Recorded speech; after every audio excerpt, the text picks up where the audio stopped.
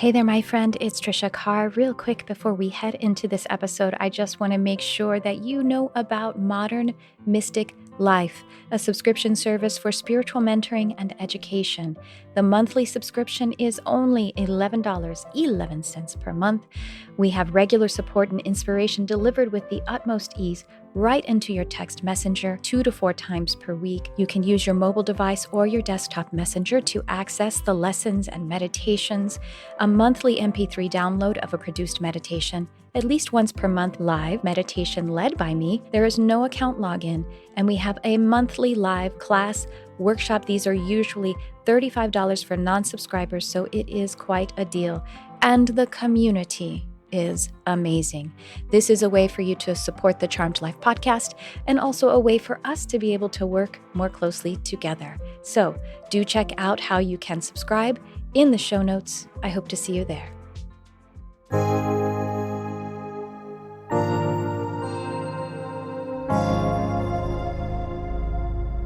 Hello and welcome to the Charmed Life podcast.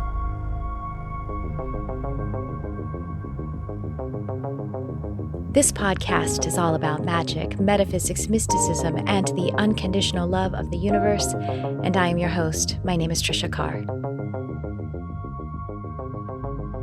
Exploring the divine feminine, soul guidance, manifestation, and direct revelation.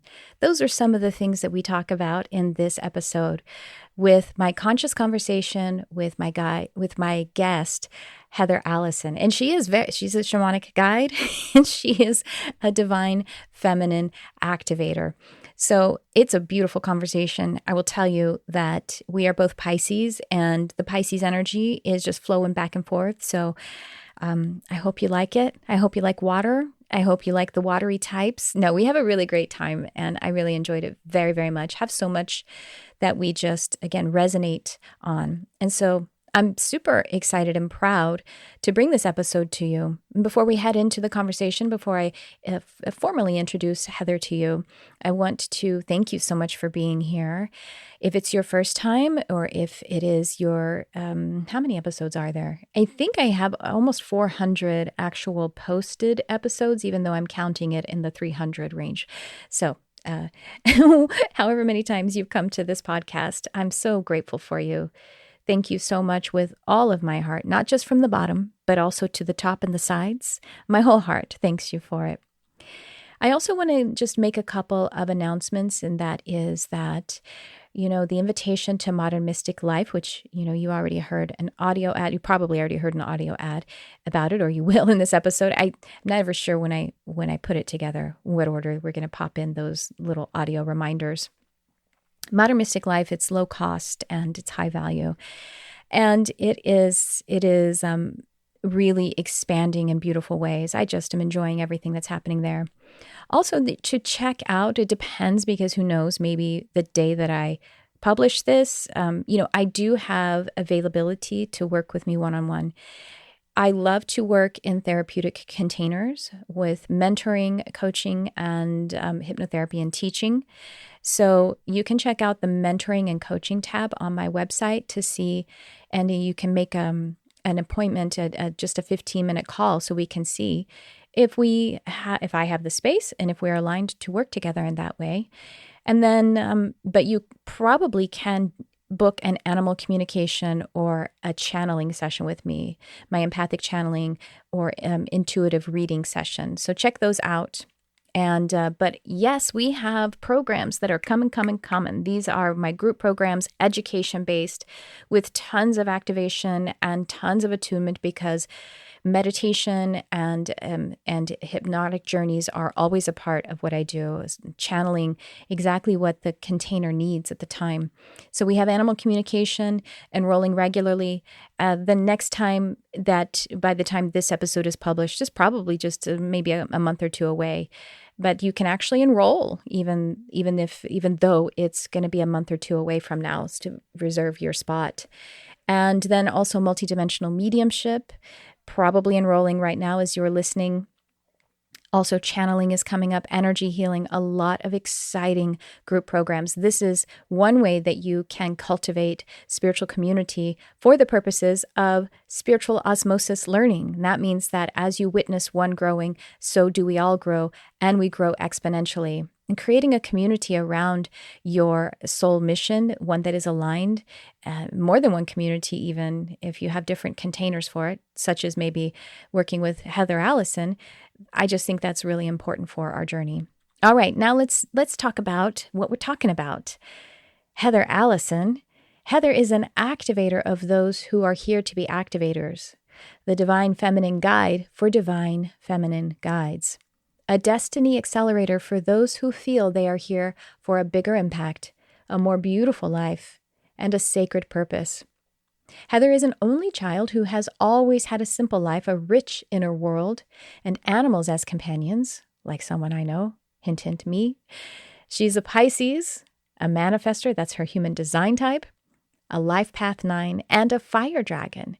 In other words, a perfect candidate to have a sudden spiritual awakening at the age of 40, and then start teaching deep, divine, feminine, archetypal, energetic, and consciousness principles she receives from what she calls her cosmic team. So we talk about her cosmic team. We talk about a lot of fun things. So I invite you into this conscious conversation with Heather Allison, and I will chat with you on the other side.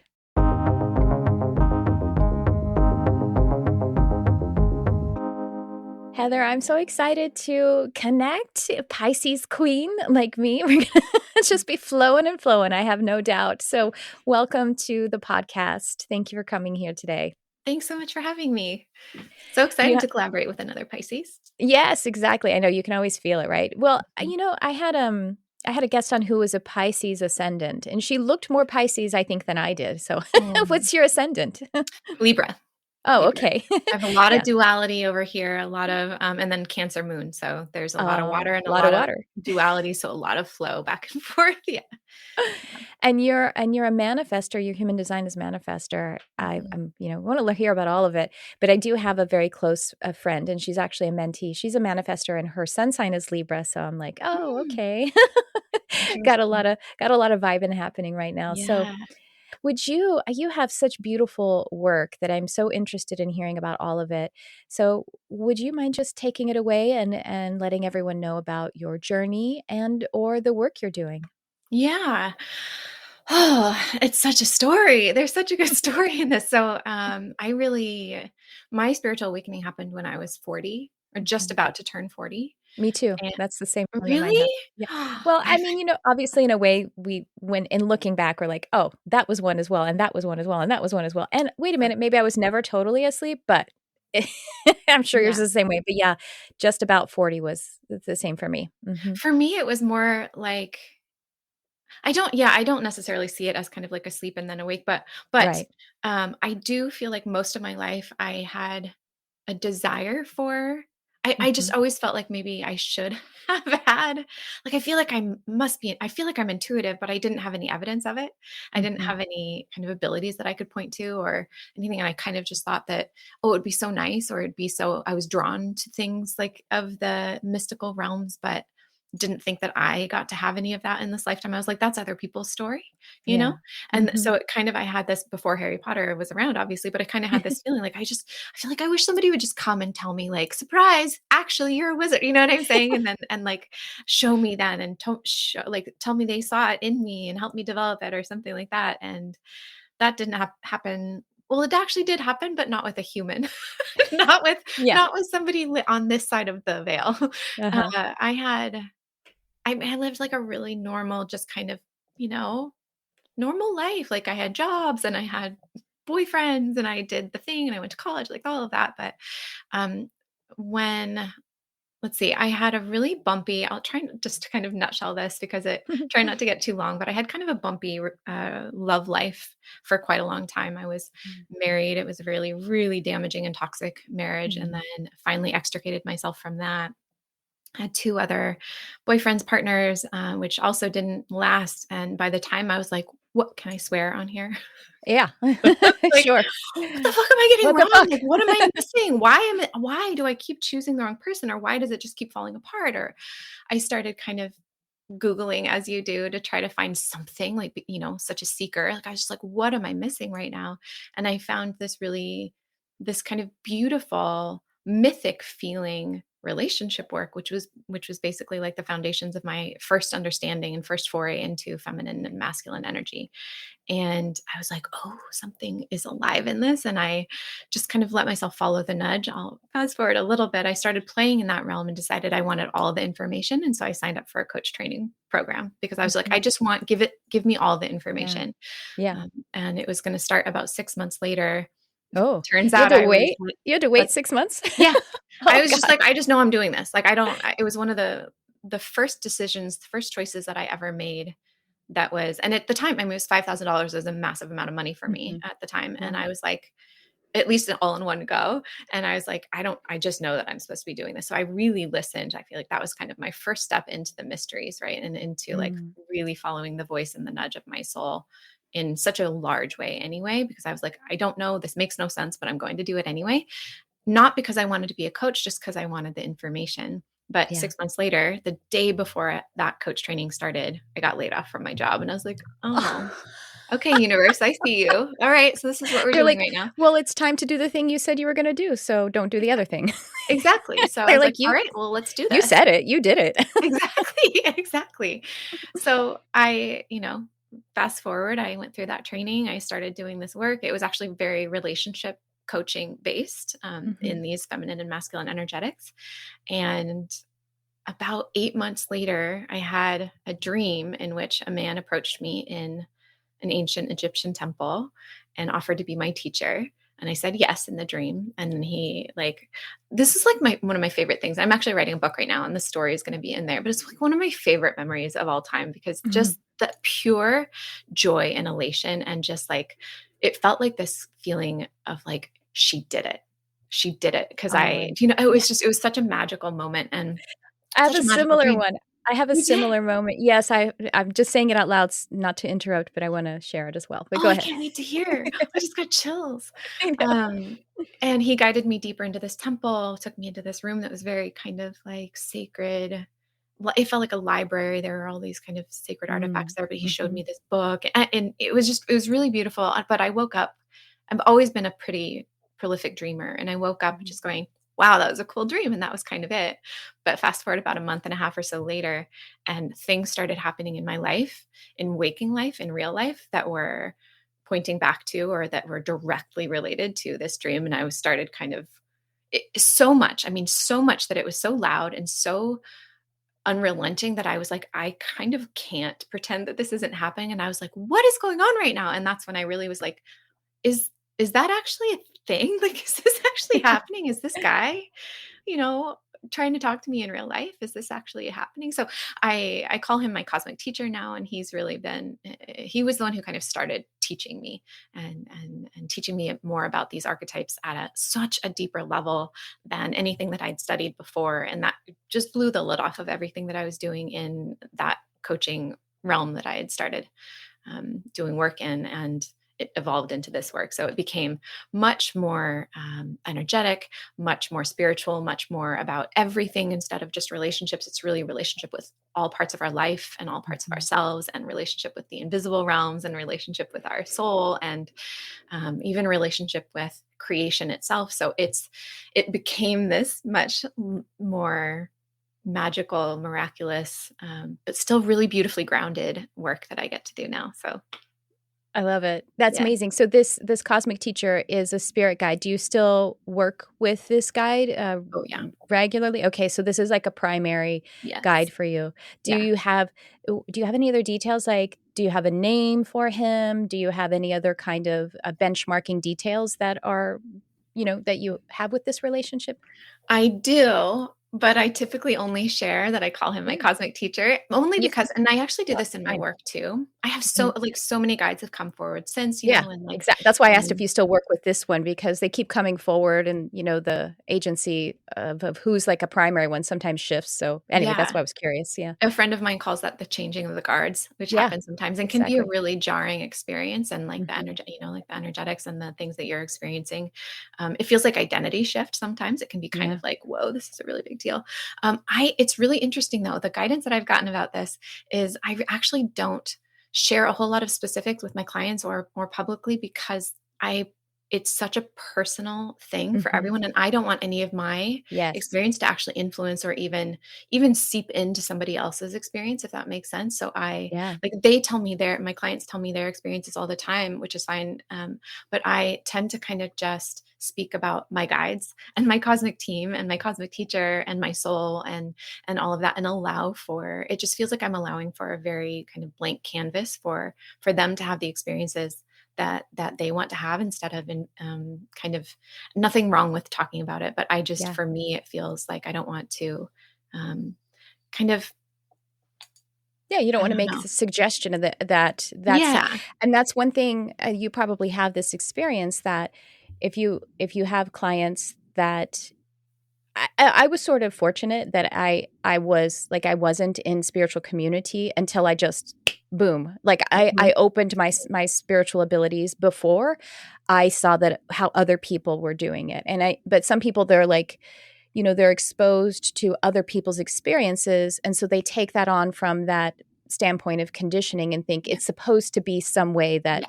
you know what I mean and I'm supposed to have it like you can just I'm supposed to have a dream where a very Mhm. definitive figure comes forward and if we get fixated on that comparison then it can slow us down so I totally understand and yet at the other but then there's this also just sharing your experience can trigger an inspiration to someone Mhm. about what's authentic for them and that's how we have to hold on to it hold Yeah. loosely to the details Yeah, I let think it's just such an how art. I think it's such an art yeah because so a lot of a lot of the conversations that do happen in my coaching spaces is the sharing of our experiences hmm in of dreams or like visions or whatever happens in our space, or guides that we meet or talk to, or what have you. And it does invite this kind of reflection from other people, or this weaving that I call it, hmm where, oh my God, that was my experience too, or and then we kind of learn from one another. And so I do talk about it in that regard, but I tend to talk about it kind of as um, just not so directive, I suppose, not so totally kind yeah of. And I think also a part of it is like some of this I hold just really private. It just yeah feels yeah private to me. But I yeah am such a big like advocate for direct revelation, and this really hmm being about your relationship, your hmm personal relationship with spirit and with the invisible realms, and really walking this path that is built on like the frequencies and the tones that you're here to deliver to this world, and that you're here to actually embody in this world, and not to be. I have a course that I'm guiding right now called Clear Tones for entrepreneurs, because there's so much impression that happens yeah in this industry. There's so much hmm impression of, and just shoulds and examples and templates that people that we think that we're supposed to live into, and it's all about really like being the clearest, purest tone for the work that wants to come through you, and being that yeah vessel. And that really is kind of the core. I would say if you were going to boil my work down to anything, like, yes, I work really deeply in the feminine and masculine archetypes, and what I call the archetypal trinity. So it's not just kind of the polarity, but the trinity. But if you really get down to it, it's becoming the vessel for the purest expression of exactly what we came here for, exactly why our soul is here, and hmm and and kind of returning to our abilities to both be in the world and be of the world and be grounded here and be living this really beautiful human life that is real, and also holding your own tones and your own purpose and your own medicine as powerfully and purely as you can. hmm yes amen I agree Mm. I agree with all of that. Oh, I will share. So, my moment is this how it's similar to yours is I was in like meditation, really in self induced trance, and it has to do with why this podcast is called Charmed Life too. But I had this experience with guides, and one particular guide who was like the mouthpiece or the forward guide in it, and they pushed it was like a clover, or and I have an Irish Celtic heritage, so they Mhm. put it into my left shoulder, which was really interesting. They put it Amazing. into my left shoulder, and they said, "You are indeed charmed." Mm. And then they all just started applauding, and I'm getting choked up because it's I like then they me were just all like, too. "Yay!" Like you, like she did it. Mm. She initiated. She's you've arrived in a way, Mm. and so that's the word charm means magic, and so all Mhm. of us have just like living is magical. I mean that Mhm. we transduced energy, spirit energy, into material. Like so Yeah. there's the evidence right there that Yeah. you are Oh, I spirit love who's that becoming so human. much. I got chills. That's beautiful. Yeah, and it's that aspect of direct revelation that's like I actually posted this the other day. Um, you know, there's a difference between you can't kind of just be told Yeah. information from your soul or from your guides. Like there's a really I call it like a felt knowing. There's a really Yeah. visceral experience that happens that you can't make up and it's really hard to describe to people. It's like trying to describe a dream to people. Mhm. Like you Yes. can do your best and you can, relay all the things that happened and you can use descriptive terms, but they're still not going to feel it the way it was felt for you. And that's Mhm. such an important part of direct revelation is you become really clear on you start to kind of understand the language of what it is to hear spirit or what it is to hear your soul or what it is to hear and to be in alignment. Even like it's an internal game, it's an internal Mhm. job. It's not something that you can kind of I'm going to do these things and then now I'm in alignment. It's like no, you will only know that because it's felt and it's Yeah. here leads us into the feminine. Those are all her realms. Our Yes. sensation, our emotions, our intuition, like all of those are her realm. And so we only know, capital N, know our alignment, or we know direct revelation, like the truth of our soul or the truth that a guide wants to bring for us, or an activation or a remembrance that wants to come through that space, Mhm. through feeling it, through the kind of I couldn't make this up if I tried, the Yeah. vibration that you feel that you can't describe to anybody else. And I just know how powerful that is and how beautiful it is and how the more you let yourself experience that or open to receive it, it's just you can't see the world any other way except for Mhm. magical. And you kind of can't help but continue to open to the miracles that we get to experience here. Yeah. Yes, you can't see it unless you already have the attunement of it, because it's all around us. So it's interesting, like how you shared. You wish that someone would just come and show it to you, or just like, "Dink, here Yeah. it is," and that did eventually happen. But the attunement happened first, or the direct revelation that changed you, so Yeah. that you could be awake and to have the eyes to see it. Hmm. Everyone Yeah. has a different journey with that initiation or that direct revelation too. Because, well, you experienced it after you had already started the coaching program, and after your job let you go. You know what I mean? Like after these things happened, and some people, maybe they have that boom, big revelation, and then they start going, "Wait, what do I do now? Like I still have this job and I don't have the, program, or teachers or mentors or whatever." And so it's like a moving target in anyone's life. If you lined up all of the lives, these different, Hmm. it's really, but it's still kind of the same energy has to unpack. You know what I mean? Yes. Yeah.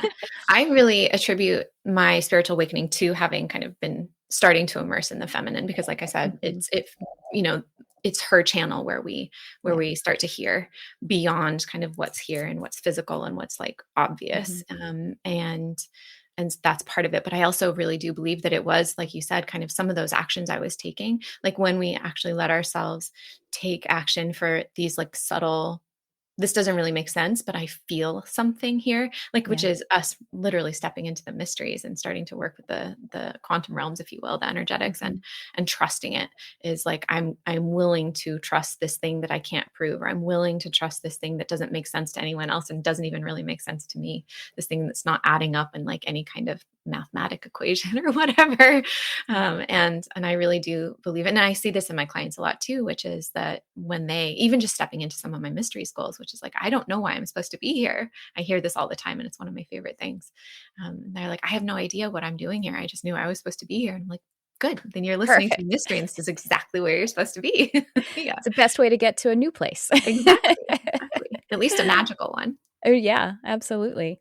That's wonderful. I would love to so you use the title of shamanic guide, and you might be like many of us where it's like, yeah, that's one of the titles I'm using right now, and who knows what I'm gonna use next week or next year or last year or whatever. But I Yeah. am curious about because the word shaman or shamanic often is tied to a culture or, like a heritage. So Mhm. is in using that, do you have a heritage or a tribe that is important to you? Yeah, great question. I tend to refer to myself as kind of sacred feminine, soul, and shamanic guide. Mhm. And no, to a short answer is no. This is one of the things that I try to be very, very careful about is I don't call myself a shaman, Yeah, very much different. on purpose. Yes. You I mean, know, shamanism is really actually global, but there are certain religious cultures that protect the role of shaman. So yeah, yeah, I noticed that you say shamanic yeah, guide, which yeah, is very is an careful about that. adjustment. Yes. Mhm. Exactly, and trying to Mhm. anyway. And it's a really delicate thing, right? So, um, um, I even if one like even if being a shaman is something that anyone and everyone could like has access to, even if that were true, I feel personally that those who are, who do carry a lineage, who do carry a heritage, who do carry, clan or tribal or just kind of, for lack of a better way of putting it, like medicine man teachings from their Mhm. elders, um, and who do like vast amounts of healing that I never that I don't do. It's like I feel like that term, this is not the right way of saying this, but I feel like that term really is only deserved by kind of those people. Do you know what I'm saying? And reserved, Absolutely, I yeah. should say, maybe Sure. is Yeah. better for those people because there's so many things that I that I just don't do and I haven't, that I haven't been trained in and I do believe that it's really really like delicate work and important work and can be dangerous work and it's important that that's reserved for people who have been highly trained in that. But yeah, like you said, shamanic experiences or shamanic um, guiding or shamanic journeying is and and they, at least as I understand it, as I've learned it, there is an element of shamanism everywhere in like Mhm. globally, like you said, Yeah. and all like Celtic and Germanic and all kinds of other African and like everywhere, and it takes a different flavor everywhere as well. But I believe that my personal belief is that everybody has access to what I consider to kind of be the heart and soul of shamanic experiencing or shamanic work, which is connecting with spirit realm, invisible realm, guides, um, ancestor, animal, like anybody who could be like helper, Yeah. teacher that's not in the physical realm to bring back healing and to bring back wisdom for ourselves and for community, for culture, for village, if you will. And that really is kind of the heart and soul of what I do, which is, again, kind of direct revelation in working with primarily our soul. I always teach my clients that's like, my soul, this is at least how I interact with my kind of cosmic team, is my soul always has final say. It doesn't matter how familiar I am with a guide, how many times I've worked with a guide or a teacher or a helper or anything, as I can get information from them, I can have help from them, but my soul is the one who holds the map for my life and for my sacred destiny, if you will. And so I will always kind of ladder it up to her first, or at least with a final say, like I said, Mhm. final answer. Yeah. Um, and, but yeah, really having clear and direct connection and relationship with the invisible realms, I find is so important. And it's so beautiful in knowing that we're not alone and knowing that we have help and knowing that we have support and being able to experience um, the things that we can't see, the realms of the unseen, and have reverence for them, I think is one of the most important parts of a kind of shamanic mindset, if you will, is Mhm. having reverence for that which we typically, at least in this kind of conditioned reality say that that's just a rock or that's just a tree or that's just, whatever that may be, and coming into a much more honoring and reverent relationship with it, and that everything has wisdom, and that everything has soul, and that everything has medicine. If that Mm-hmm. makes sense. Yeah. Consciousness. Yeah, Mhm. absolutely. Thank you. That's I love that. I love this conversation. I think it's really beautiful because, as a white person, um, and I'm saying I'm a white person. I don't know if you are a white person. Yeah. Okay. I don't want to go just on looks, Yeah. but as, it's interesting what we're navigating. It's very important. Yeah, but something like shamanism, which has traits that are globalized, Mhm. there being initiation, there being trance experiences that connect us to unseen realms. That each and there are all realms. There are many realms, and they are all here for our enrichment. Those are very global. They're very Yeah. human, and the line between cultural appropriation and the cultural appreciation, it's something we're navigating, and it's so important. And there are certain cultures, like, for example, many yogic traditions are intended to be shared. And that's Mhm. why it wouldn't be appropriating for a person to be properly trained as a yogi, even if they're white, and Right. then to be even teach it, because that is the precipice, it is woven into yogic teachings, that it is to be shared. Yeah. Even it's from here, and it's to be shared, and then we have. But then when I teach, for example, I teach spirit animals, and I do mention as an acknowledgement in there, because of the land on which I live, the indigenous peoples have power animals and totems. Now, I don't market it that way, but Mhm. I do want to acknowledge it. Yeah. And that is something that is probably seeping into my bones, because my flesh was produced from here, even though I have an ancestral lineage that's from another land, which I also have in my flesh and my bones and my blood and DNA.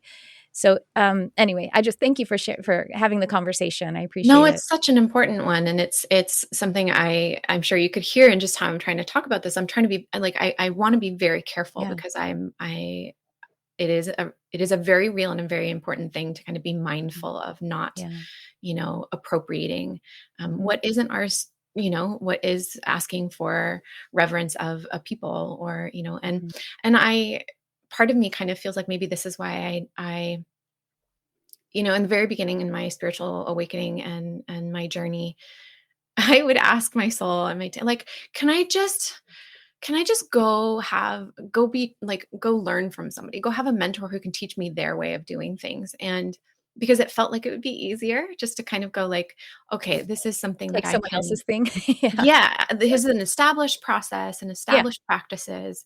And I was always told no, because that was, again, direct revelation. I feel like it's such a big part of my work, where there is this kind of, at least I see this in like the, religious organization, where there's kind of this like gatekeeping of, you have to be this certain way or behave this certain way, or approach your relationship with God, or relationship with spirit, or relationship with higher, of whatever, divine, whatever you want to call it, this way exactly, if you want to have access to it, and you Mhm. have to go through me, or what have you. And and I spirits for everyone, like whatever you want to Yeah. call it, invisible realms, you know, helpers in the unseen, like whatever you want to call it. And I think that we just don't have enough terms to really like Yeah. We appropriately don't have talk enough about this. words. That's But the it's thing. like, I think Yeah. that the direct revelation is so important, and seems to be the theme of my conversation with you today, which I kind of love. But it's a really delicate conversation and a delicate path, because I'm so in service of people having their own experiences, and again, like honoring what is of another culture, while also giving themselves permission to have really beautiful and direct and powerful and reverent experiences with the unseen. And we will be right back. Hi, friend. It's Tricia Carr with an invitation for you, if you are ready to accelerate your ascension and connect to the swift flow of your life mission. Mind Body Ascension Acceleration Coaching. All of my clinical training, my experience from teaching and providing countless sessions and classes, one-on-one, group coaching, healing, reading, teaching, channeling, as well as my calibration as a human design reflector. I'm offering all of this to you to step up your entire life, to accelerate your ascension walk. If you've had a single session with me, if you've had coaching, or if you've experienced transformation from any of my offerings, my classes, podcasts, videos, well, this is an accelerated and exponentially charged. This is what my soul has prepared for an eternity and up to now. And if you hear this call, then this is also co-created with your soul. Your life is meant to be joy first and a service as a close and integrated second. This coaching is especially tuned for high achievers who want to accelerate their progress on their life mission and create mind-body well-being and higher attunement. Submit to work with me in this powerful container, this premium coaching. If you feel the call, you can do it. I guide, you take action. I hold the resonant projection field, channel your steps, and you take action. The first action step is to fill out an application, the link to which you will find in the description. Be prepared, be ready to upgrade your mind-body ascension and your connection and flow with your spiritual mission. And now back to the show. I keep smiling when you say unseen because you were saying invisible realms there for a bit, but literally the first line in my professional bio is Tricia teaches that the unseen realms are available to everyone for their enrichment. Oh, of course. I just love the synchronicities. Yes. Yeah. I love that too. Yeah, that's wonderful.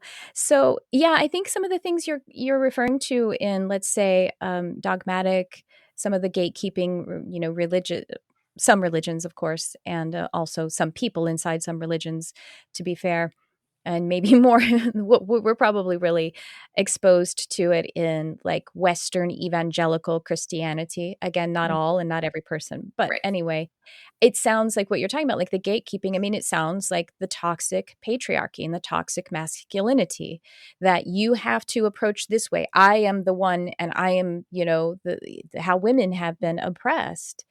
Mhm. And it's interesting because as you are someone who is really helping to, guide us for that more fulfilling attunement to the feminine, it's like it is, in a way, it feels like it's a opposite swinging of the pendulum, but it's really not, because you also bring in the divinity of the masculine and also the divine trinity. So that's all to set up. Would you expand on this principle of the divine trinity that you work with? Yes. And I also just wanted to say something that you were talking about, which is like you kind of have to get it through me, like that that I mentioned a minute ago.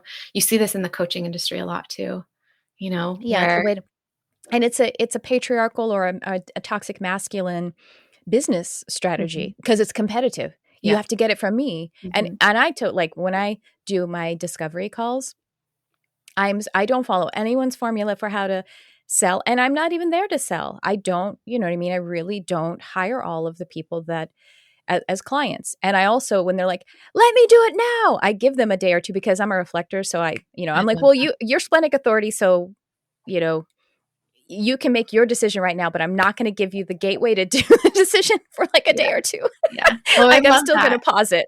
Yeah. I love that. I speak about my work in the same way, which is like, this isn't me. Like you don't come here so that I can do something for you or so that I can give you something or teach you something. I talk about it as like, I'm just here to open the doors and the gates and like hold them open for you to find your own, again, direct revelation. Right. So this is really about returning people to their own power and their own wisdom and their own access, if you will.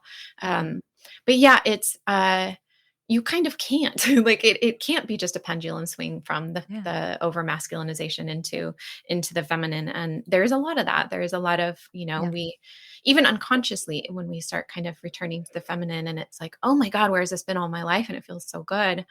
And then we start kind of vilifying the masculine and going like, I don't want any of that. Or we start unconsciously fearing it or rejecting it. And, things like, I'm only in flow and I don't want any structure, or I'm only, you know what I'm saying? And you just can't, creation is always both. It's always both. And so we just kind of wind up creating a different form of wound if we just kind of swing ourselves over. And again, this is what we do though. So this is the art, right? Is bringing them Yeah. into the dance. My work is a little different in that how I've experienced and received from my team the archetypal patterning, which I consider to kind of be our original blueprint, if you will. Where well, I'll just explain it this way, which is that it's the divine feminine, the divine masculine, and then creator archetype, or I call her Mhm. primordial feminine as well. Yeah. But basically, that uh, it's not just about coming back into the feminine from this over masculinized patriarchal like conditioning, nor is it just about the polarity of the two. It's actually about bringing in the kind of the sacred three, which, if you kind of think about it as like triangulation, it allows us to stay in their sacred forms, to kind of have an eye on or keep an eye on their sacred forms, so we can keep choosing from, because feminine has wounded in sacred forms and masculine has wounded in sacred forms, and just focusing on polarity, I find, can not really clarify or define which one of those that we're in. I actually see a lot of teachers out there talk about polarity work that I consider to be actually pretty fairly wounded, like fairly embedded in Yeah. wound. And so how I've been taught it and how I teach my clients is that when we're working with the three of them, the Trinity, we're actually creating much more of a, even triangle, right, is like the most Mhm. stable shape Stable. there is, right? Yeah. So it kind of helps us stay in this, because every one of them, it becomes this self-sustaining system. They all inform one another, and if we're not kind of considering all of them in this soup, if you will, of the things that we're choosing and the things that we're creating, then it's more possible to be choosing from wound, if that makes Yeah. sense. Absolutely. I I channeled this class a while ago, and in it, it was essentially connecting with archangels and channeling about content attunement about certain universal laws. And so with the law of one, it is, to sum it up, I want to share like the how how we have similar just perspectives. I don't know, that's not similar perspective, universalized, right? You know what I mean? Yeah, Like, whatever. I love it. Well, in that, it was like, when there's so much paradox that we are, and that's what we're talking about. When Mhm. we're saying polarity, we're really talking about paradox. And so, how what we do when you're approaching paradox, and if you can hold the paradox, or maybe be the a non-judgmental observer of paradox, that's how expansion happens. And that's whenever you're close to paradox, you're close to God. So Yes. being able to be comfortable in the position of that creator, which is observing the paradox Mhm, and holding it and letting it be together. mhm. That's how, I mean, I think that's basically how the Big Yeah. Bang happened, if that's a you know Yes, what I mean? yes, yes, yes, totally. Yeah, Mhm. absolutely. It's the both and, the paradox, Yes.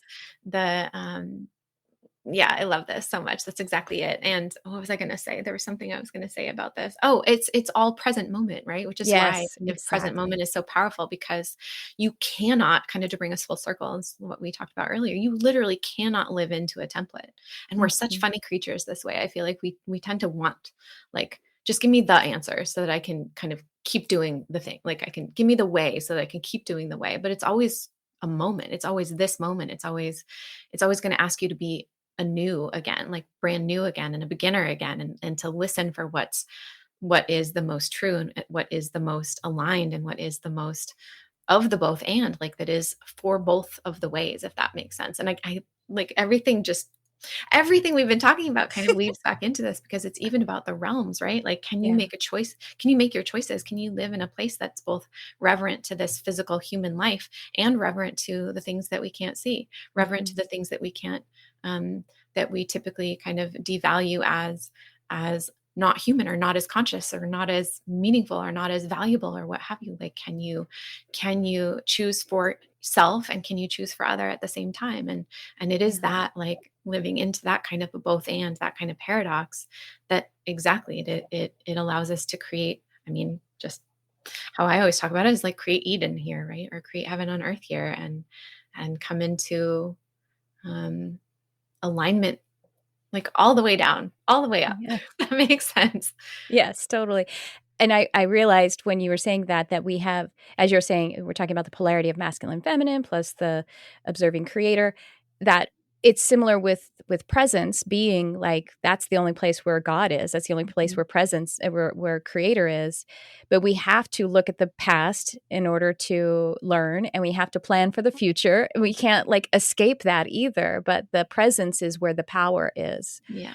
and holding the past and the present, I mean, the past and the future in the present moment is the power position. And Mhm. sometimes just like not thinking about the past or the future and just Yeah. being entirely present. But then, you know what? When you do that and you have the gratitude and the appreciation that starts to well up and overwhelm you, then the whole picture comes into that divine singular present, the eternal now. Mhm. Um, Yeah, it's and beautiful. yeah, because we don't wanna bypass, right? There's nothing about like, we don't Yeah. wanna bypass kind of what's, um, needed and kind of asked for in living a life that is not just like, "We do whatever I want in every single moment. It's all," it's all just about right now. Yes. But for me, that really kind of boils down, it still kind of boils down to the present moment because it's desire. When we get down to it, our deepest desires are to have a thoughtful life, are Mhm. to have a life that is both pleasing, pleasurable, enjoyable now, but also is going to be pleasing and pleasurable and enjoyable in the future, and also is of love for ourselves. And you know what I'm saying? Like when we And really others. get Yeah. down to it, Mhm. when we're not operating within kind of, from wound or from conditioning, our deepest desires are for the kind of highest choice that we can make in any moment that takes into account all of the things, Mhm. that takes into account what our soul is guiding us into and what our human needs in this moment, what our, present self desires, but also what our future self knows that she wants as well, or he, what we want, but also what other wants as well, that kind of thing. So I feel like it's all, this present moment contains all of it. It contains every single one of it when we're actually looking at what our real desires are, not just what kind of egoic desires are dictating, if that makes sense. Mhm. Yeah.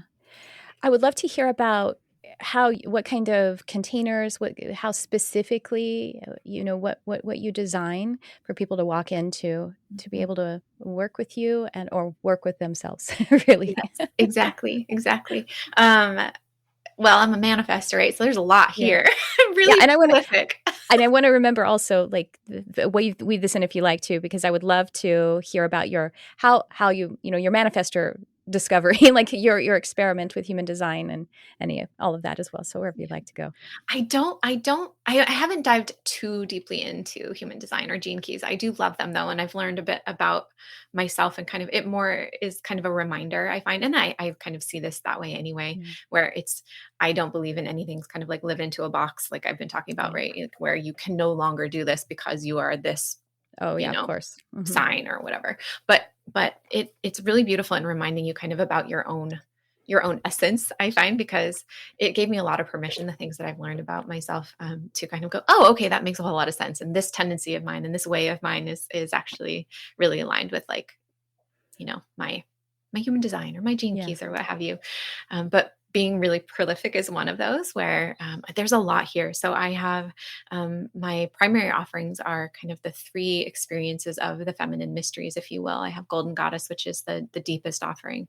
It's kind of my signature mystery school, if you will, where we're really diving deep into this archetypal trinity, into connection with our soul, into, direct revelation, into magic, the path of miracles, and natural magic, and all kinds of beautiful things. And it's a 9-month journey that really interweaves all of these things together in a way that's very, I always, my clients basically have the experience of like, as long as you just kind of let yourself come and receive and listen and have an experience here, it's going to make sense of itself for you. You don't have to worry Yeah. about it doing so much, if that makes sense. Mhm. Then I have the spiral, which is this really, it's very much this kind of quantum energetics, quantum feminine, expansion energetics, where it's really about elevating and finding, it's like this lightness and this ease of our journey, and coming into this gentle, really gentle, and loving relationship with life in general, and with all the things around us and with things within us, so that we can create this kind of really beautiful form of expansion instead of the one that I think a lot of us find when we start doing self-improvement, which is, like, oh, so much, like the shadow work, which is beautiful, nothing wrong with shadow work, but some of it can be really hard and intense. Mhm. And we could feel like there's always more to fix and there's always more to find and there's always more to, and this is just a really gorgeous, um, gentle and easeful journey into our expansion and our rising up the spiral, if you will. The inner sanctuary is my kind of lightest offering, and it's the monthly divine feminine temple, and it's really, she's kind of in transition right now. There's going to be a monthly meditation immersion, if you will. We're kind of going to go deeper and more devoted to self, so kind of coming inside a bit more, coming into our body, into our soma, into our inner wisdom, and into our being, every single month in that journey. But it's the lightest investment that I offer for that one. And then I have courses, and I have, specific for entrepreneurs. I have courses specifically for lovers. I have courses specific to, the mystics, my mystics out there who want to deepen in with their guides and their soul and their intuition. And then what I consider to kind of be the fourth pillar, which is like personal power, and really like walking the path of the wilderness, if you will, the path that your soul is calling you into, that is going to take you out of what you think it's supposed to look like. It's going to take you out of the status quo, and it's going to take you out of the conditioning and out of the things that this world kind of expects of you, and really gives you permission and power to walk that really gracefully and that really magically, if you will. That's awesome. Are these individuals or individual programs or group programs, or how do So my they courses, manifest? the mystery school experiences, the Golden Goddess and the Spiral and the Inner Sanctuary are all kind of group spaces. It's like the one to many kind of, Mhm. but they're still intimate insofar as there's direct contact and support with me. Mhm. And courses you can take here are instant access. You can dive into them whenever you want. They Oh, do great. actually. One of my things is intimacy. I really love to connect with women and really help them kind of go deeper into this work. So even those contain a little bit of one-on-one space with me. So Nice. whenever they kind of feel called to dive into that. But That's yeah, awesome. Wow. I love it. there's a And lot. it's a But there's lot. really, I just like to say it's kind of choose your own adventure here. And if women are kind of unsure, there's a page on my website that's kind of like which mystery, which experience of the mystery is for me, and can help you kind of feel into that and kind of self-source which one might be the right one for you. But also, I'm always happy to help women find the thing that's going to feel the most aligned and the perfect journey for them. That's so great. So many things to choose from. I'm kind of the same way. Do you how are you when just like, let's, for lack of a better word, muggle people go, "So what do you do?" And you're like, "Oh." I I mean, don't know. I don't know. Yeah. where do I start? I don't Yeah. know. I don't have an elevator pitch for that. Although I do just I tell, but see, this isn't simple either. Like, let's say at the doctor, they want to know what you do because it makes sense if you are, if you're a realtor, you're on your feet all day long. If you Mhm. are, you sit in an office, that's a different thing. So just as simply as possible, I just say hypnotherapist. Oh, That's not brilliant. yeah, because that is one of the and that's, Mhm. that's in everything I do. But that's not simple because people go, "Oh," I mean, that I might as well say, like, I'm a unicorn Yeah.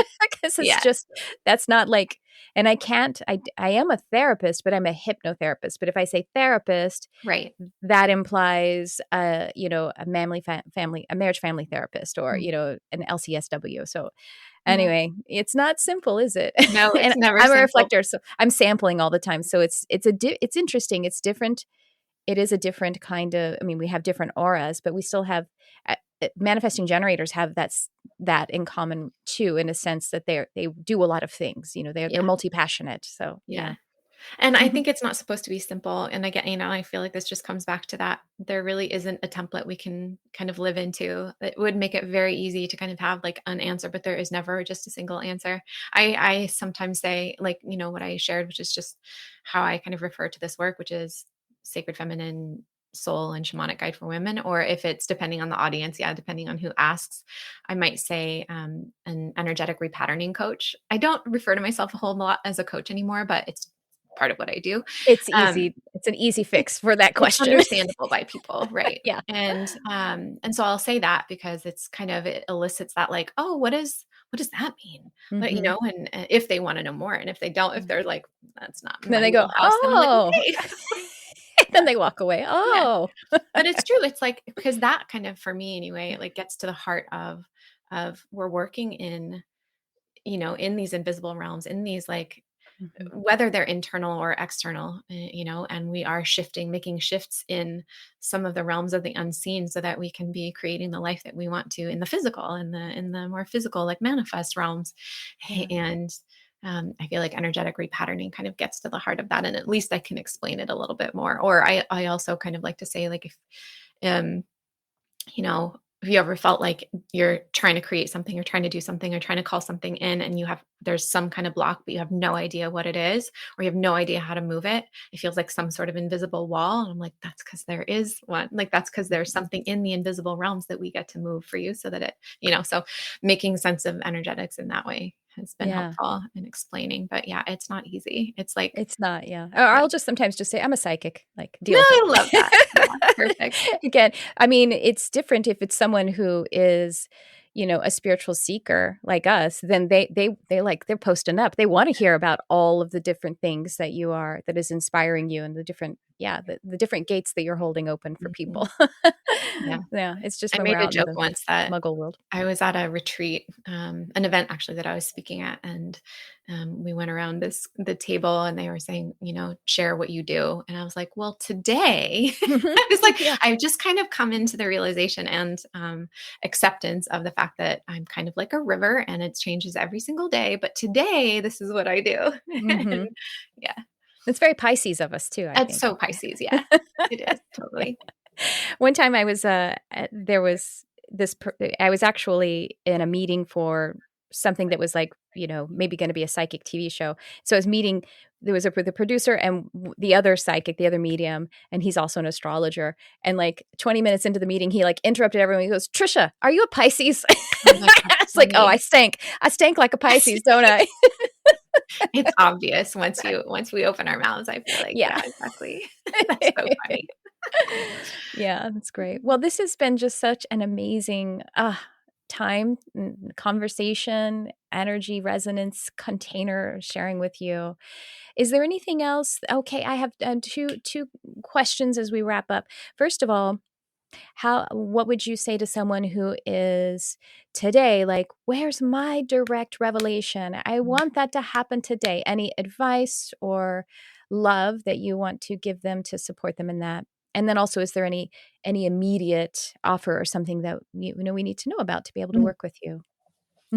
Um, yeah, for me, it's really just start listening to the whispers, the things that, especially the ones that don't seem like they make sense, or they don't seem like they fit into anything that is kind of a linear like plan. Yeah. And I don't mean like, there are obviously sometimes we have nudges to like burn it all down and like go move somewhere, and like but just like maybe take a baby step towards a whisper Yeah. and allow things to start to unfold, because the more you're listening to, there is something there that's being communicated even through such a drastic voice like that. But um, if you can at least start giving it a little bit more of its voice, and listening to it and honoring what it is, and just take steps that aren't going to that you can be with, that you can really like allow yourself to be with in small ways, then in my experience more and more and more begins to open up. You can also listen to your dreams. I know some people think that they don't dream, or that they just don't remember their dreams. But even if it's going back to a past dream that you do remember, or if it's just like, I just remember there was a monkey in this dream and that's all I have, let that be enough. Yeah. And just start kind of being reverent to the things that you think don't matter in this life, because that's where so much magic ends up opening up for us, and so Mhm. much of our wisdom starts coming through, because we have over prioritized all of these things that this world likes to like, is rational, is logical, is what everybody else is doing, is the expected, is the conditioned. And if you can make a little bit more room for the things that are nonsensical, that don't seem like they make any difference, more will open up. I always talk about like movement begets movement, and it will just simply like, it will begin to open. But you have to start the conversation, if that makes sense. Yeah. um, Love that. and So a couple things that are on offer right now. I'm mostly right now, my wait list is open for Golden Goddess for next year, as well as like I'm about to open early bird for that in the next month or so. And for the spiral, there's a special offering coming soon. The wait list is open for that as well. And there's also a new offering coming later this year that I'm really excited about that I haven't started talking about yet, but it's going to include a lot of the work here and a lot of the courses. And I'm really excited for it. So I'd say waitlist is probably the thing that anybody want if you're curious, or just reach out to me and see what's open right now. You can actually enter the spiral anytime, but there's going to be a little special offering coming here soon. So you might want to pop on the waitlist instead. Awesome. Wonderful. Well, Heather, this has been so beautiful. Thank you for shining your light Oh, on thank you. this podcast, on this episode today. And thank you for shining your light on our beautiful world. I appreciate so much the work that you're doing and helping to guide and hold space for others to, have their direct revelation and be on Mhm. that soul mission, that path. So Thank you thank so you. much. I loved it. It was really fun to connect with you, connect with a fellow Pisces. Thank you.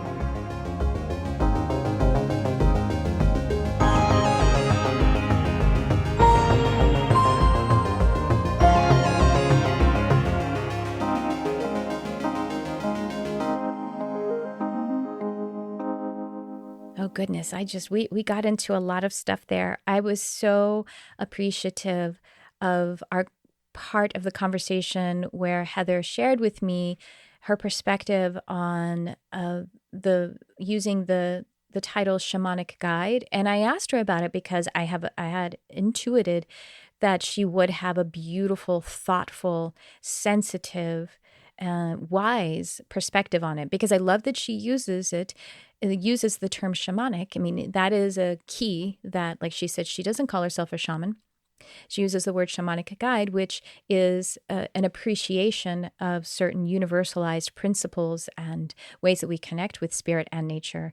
So that was just, I loved that so much. And I thank you so much for being with us in that part of the conversation.